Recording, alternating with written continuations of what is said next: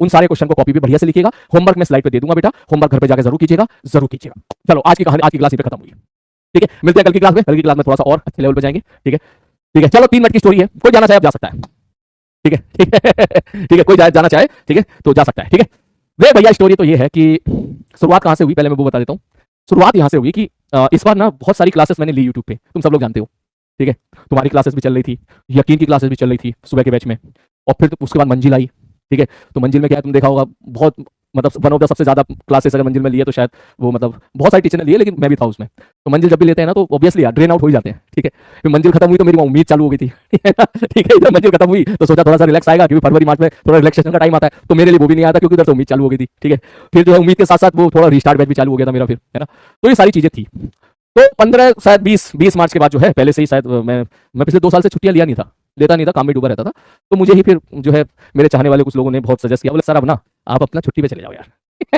कुछ दिन का ब्रेक ले लो, आप बहुत दिन हो गए क्लास लेते लेते। ठीक है, क्योंकि उसके बाद फिर आपका बैच स्टार्ट होने वाला था, है ना। तो मैंने कहा चलो ठीक है। तो 15-20 दिन निकले, 20-17-18 दिन निकले। ठीक है, अब 18 दिन में 2-3 दिन तो वो ईद पे मैं ईद उसी दौरान पढ़ ली थी तो घर पे चला गया था।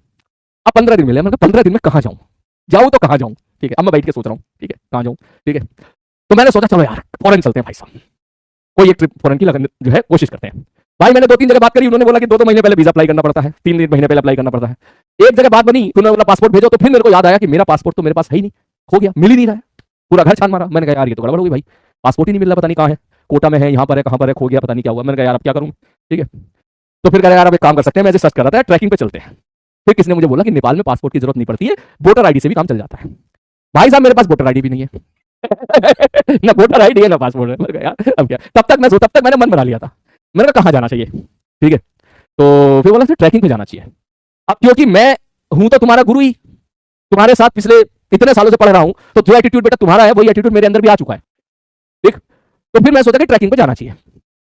तो जब ट्रैकिंग पे जाना चाहिए तो मैं कौन सी ट्रैकिंग पे जाऊं, वहां पे देखा भाई साहब यूट्यूब पे देखा, कम से कम 20-50 तरह की ट्रैकिंग आ गई उस पे गूगल पे। फिर मुझे याद आया तुम्हारा बैच, तुम सारे लोग। तो मैं फिर सोचा कि तुम लोग क्या करते हो। तुम लोग क्या करते हो, तुम लोग ये करते हो कि पहली क्लास में एरोड्रॉप उठा लेते हो, पहली क्लास में एकदम पहली क्लास में पूछोगे सर सर सर एरोड्रॉप लगानी है सर सर, मतलब पहली क्लास में तुम्हें एडवांस लेवल क्या ओलंपियाड लेवल जाना होता है, पहली दूसरी क्लास में तुम्हारे अंदर ये है। कहीं ना कहीं पढ़ाते पढ़ाते मेरे अंदर भी यही आ गया। होता क्या है, पहले बेसिक से पढ़ना चाहिए, फिर लेवलाइज करना चाहिए। ठीक, तो करना क्या चाहिए था, पहले 2 दिन का ट्रैक पे जाओ, फिर 3 दिन के ट्रैक पे जाओ, फिर धीरे धीरे लेवलाइज करो। ठीक है, ये होना चाहिए था भाई साहब, होना तो ये चाहिए था कायदे में, तरीका भी यही होता है हर चीज का। फिजिक्स में पहले आसान सवाल करो, फिर मुश्किल सवाल करो, फिर मुश्किल सवाल करो। लेकिन तुम्हें पढ़ाते पढ़ाते तुम्हारी आदत पड़ गई, तुम्हें क्या होता है, तुम्हें चाहिए पहली क्लास में एरोड्रॉप चाहिए भाई। ठीक है, पाथ फाइंडर होनी चाहिए पहली क्लास में, टफ क्वेश्चन सबसे पहले करेंगे, मैं मुश्किल सवाल करेंगे सबसे पहले। तो यही सोचते ही मेरे अंदर ही पता नहीं क्या बात आई, मैं हूं तो तुम्हारा मास्टर ही, गुरु तो तुम्हारा ही हूं। मैंने भी सर्च करा था मोस्ट डिफिकल्ट ट्रैक, उसके ऊपर लिखा गया एवरेस्ट वाला। मैंने कहा अब तो मैं यही जाऊंगा चाहे कुछ भी हो जाए।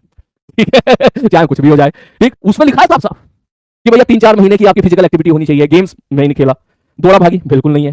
ठीक है, सांस की प्रैक्टिस करके आना है, मतलब वो भी नहीं है। ठीक है, मतलब सिंपल लाइक जैसे एरोड्रॉप होता है ना, बेसिक क्लियर होना चाहिए, फॉर्मूला याद होने चाहिए, क्लास के नोट्स क्लियर होने चाहिए, उसके बाद एरोड्रॉप लगाने चाहिए। मगर तुम्हें सब याद कुछ नहीं होता, ना बेसिक क्लियर होता है, ना क्लास के नोट्स क्लियर होते हैं, ना फॉर्मूला याद होते हैं, और सीधा उठा लेते हो एरोड्रॉप। सेम कहानी मेरे ऊपर। मैंने कहा ठीक है, सेम मैंने भी सबसे मोस्ट डिफिकल्ट का ना भाई साहब उठा, मैं आपको इसी पे जाना, चाहे कुछ भी हो जाए, चाहे कितनी हालत खराब हो जाए।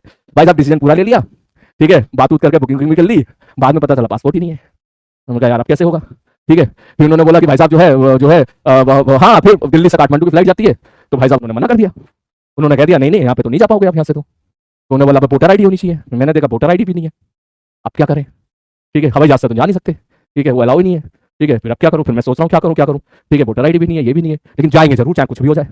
तो कैसे हम गए ये सब मैं बताऊंगा आपको नेक्स्ट क्लास में।